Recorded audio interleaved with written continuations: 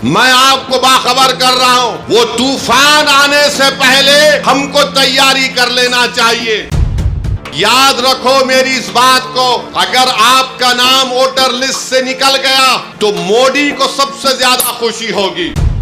अगर नौजवानों तुम्हारा नाम वोटर लिस्ट से निकल गया तो तुमको इख्तियार हासिल नहीं होगा भारत के प्रधानमंत्री से पूछने के लिए कि क्यों बेरोजगारी मेरा मुकद्दर बन गया।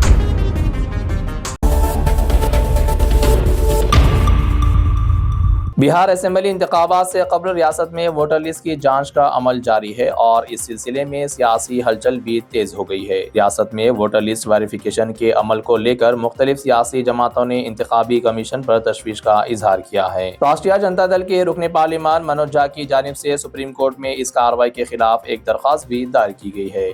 AIMIM के सदर असदुद्दीन अवैसी ने मुसलमानों से खुसूसी अपील करते हुए कहा है कि वो जल्द अज जल्द अपना पासपोर्ट और पैदाइश का सर्टिफिकेट बनवा लें। उन्होंने कहा, अगर आपका नाम वोटर लिस्ट से निकाल दिया गया तो सबसे ज्यादा खुशी वजीर आजम नरेंद्र मोदी को होगी। अगर आपका नाम लिस्ट से कट गया तो आप हुकूमत से सवाल करने का हक खो बैठेंगे। तेलंगाना के बोधन में अवाम से खिताब करते हुए अवैसी ने कहा कि सिर्फ बिहार या तेलंगाना ही नहीं बल्कि पूरे मुल्क में वोटर लिस्ट की जांच होने जा रही है। उन्होंने सभी शहरियों से अपील की कि वो जरूरी दस्तावेजात तैयार रखें। अवैसी ने यह भी कहा कि इंतखाबी कमीशन को शहरियत तय करने का इख्तियार हासिल नहीं, ये काम वजारत दाखिला, SP बॉर्डर और फॉरनर्स ट्रिब्यूनल का है। हम सिर्फ ये सवाल उठा रहे हैं कि कहीं बैकडोर NRC ना हो जाए। इंतखाबी कमीशन के जराये के मुताबिक तकरीबन 71 लाख वोटर्स के नाम वोटर लिस्ट से हज़फ किए जा सकते हैं क्योंकि उनके बारे में मुकम्मल मालूमात दस्तियाब नहीं है। रियासत भर में अब तक तकरीबन 6,99,92,926 वोटर्स ने फॉर्म जमा कराए हैं जिन्हें इब्तिदाई फहरिस्त में शामिल किया जाएगा। लेकिन तशवीश की बात यह है कि 9.2% वोटर्स के बारे में अभी तक कोई मालूमात मौसूल नहीं हुई। बिहार में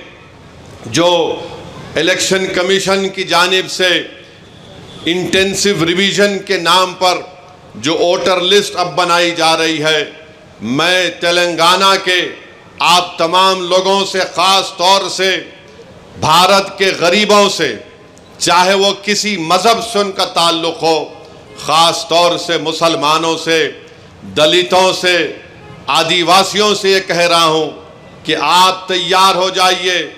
अगर तेलंगाना हो या वेस्ट बंगाल हो या तमिलनाडु हो या भारत में पूरे रियासतों में इस तरह का इंटेंसिव रिवीजन करवाया जाएगा, तो मेरी आप लोगों से अपील है कि आप लोग अपना एक एक का बर्थ सर्टिफिकेट बनाइए। हाँ, जो हमारे बुजुर्गों की उम्र 70 साल के ऊपर है उनका बर्थ सर्टिफिकेट अगर है तो बहुत अच्छा है, अगर नहीं है तो आप उनका पासपोर्ट बनाइए। आप बर्थ सर्टिफिकेट अपना बनाइए और अगर 10th क्लास की मार्कशीट है तो उसको तैयार रखिए। अगर कास्ट सर्टिफिकेट है उसको तैयार रखिए, अगर नहीं है तो बनवाइए। पासपोर्ट नहीं है तो बनवाइए, बर्थ सर्टिफिकेट नहीं है तो बनवाइए। अगर कोई रिटायर्ड पेंशनर है तो जो पेंशन का आर्डर मिलता है उसको उठाकर रखिए। अगर आपको 2 BHK का सर्टिफिकेट मिलता है कि आपको 2 BHK दिया गया, उसको उठाकर हिफाजत से रखिए। अगर जमीन गवर्नमेंट ने आपको अलॉट की तो उसको उठाकर रखिए। अगर आप गवर्नमेंट के मुलाजिम हैं या थे, उसका ID कार्ड उठाकर रखिए।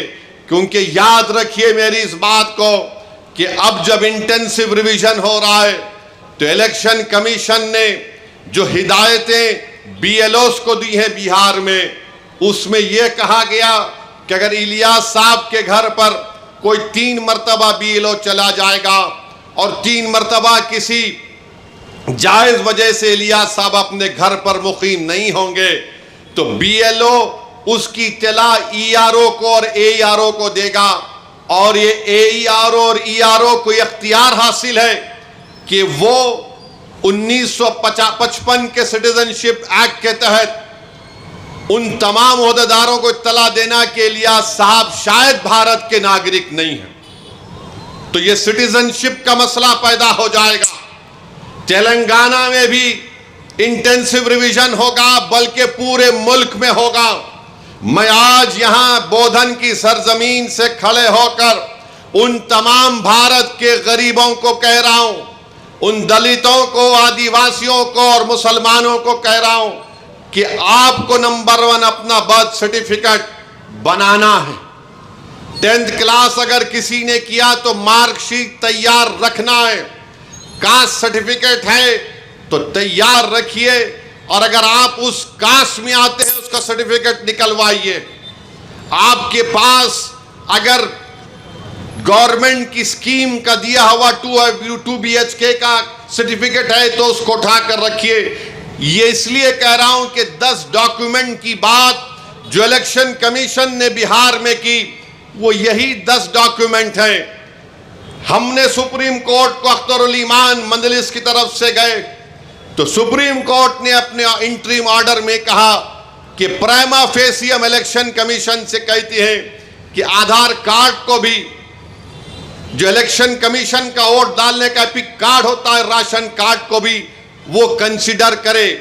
तो ये जरूरी है, याद रखिए, जब तेलंगाना में या आपके किसी रियासत में ये इंटेंसिव रिवीजन होगा तो आप लोग परेशान होने की जरूरत नहीं, अभी वक्त है।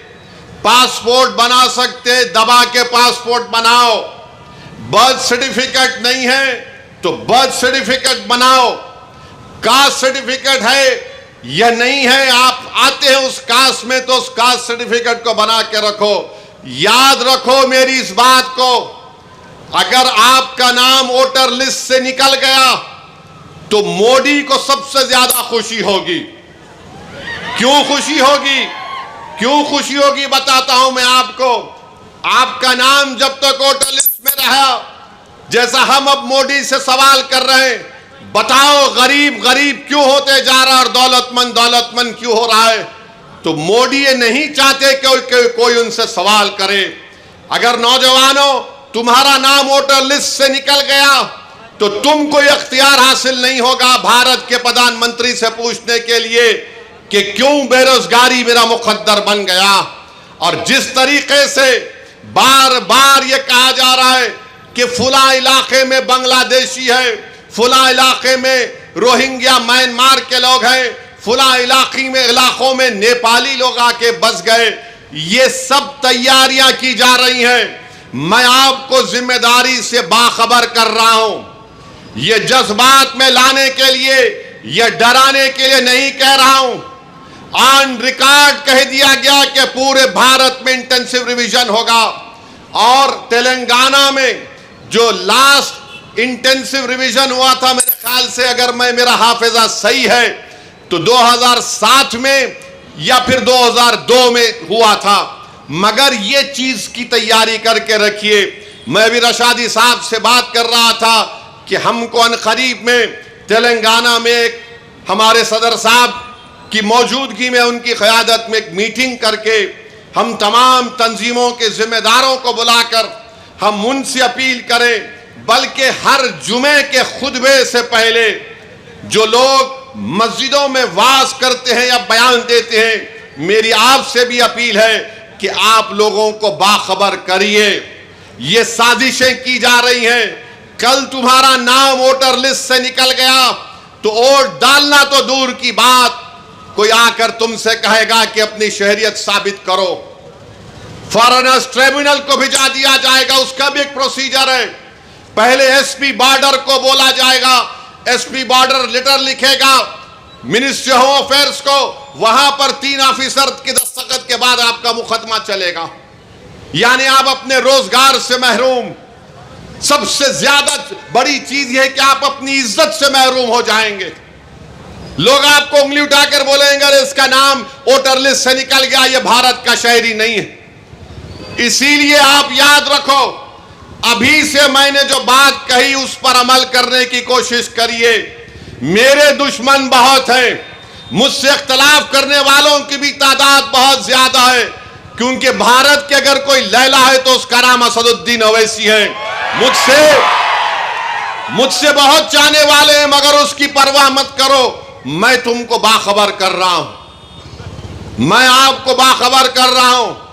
वो तूफान आने से पहले हमको तैयारी कर लेना चाहिए। साजिश करने वाले की साजिश में उसको नाकाम करने के लिए हमको आज से तैयारी करना पड़ेगा। मज़ीद खबरों के लिए हमारे चैनल मुनसिफ न्यूज़ 24/7 को देखते रहिए। अगर वीडियो अच्छी लगी तो लाइक करें, शेयर करें और चैनल को सब्सक्राइब करें।